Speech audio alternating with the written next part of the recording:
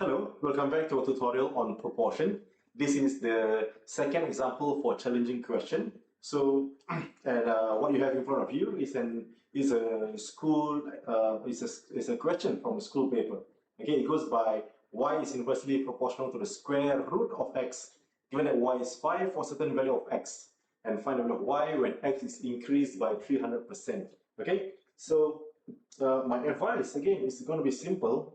It's going to be the same, which is follow what you do normally.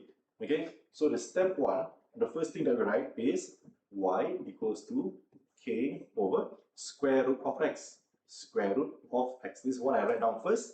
Next, they tell me y equals to 5 when x equals to certain value. So we just leave it as x.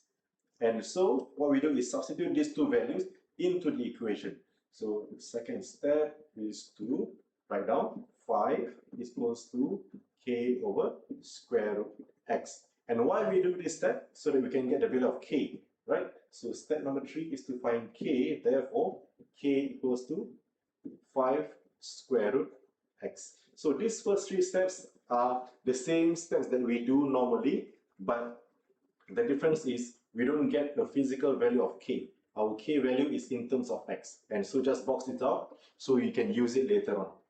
Okay, so now find the value of y when x is increased by 300%. That means y equals to something when x equals to, so my previous example, I mentioned that this, when x is increased by 300%, this x is increased by 300%. This is original, right? And original is 100%.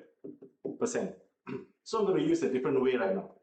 So this is your original x, okay? And this is the new value of x. If it is increased by 300%, that means this is my original, right?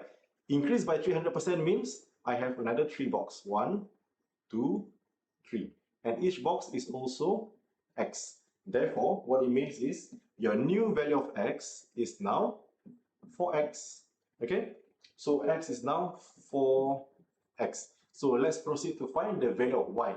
So using the same equation, y equals to k over square root x. So y equals to, replacing k with 5 square root x, means 5 square root x divided by, our new value of x is now 4x, right? So it's square root of 4x. Okay, so here is where it gets a little bit interesting.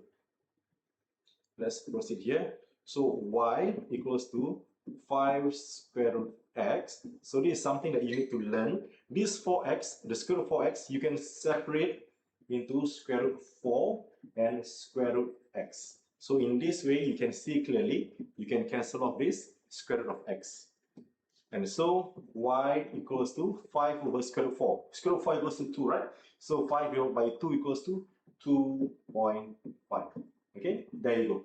This is how you do this kind of question. The learning lesson a lot from here is how to deal with finding the value of x when it's increased by 300, when it is increased to 300%, increased by 50%, and so on.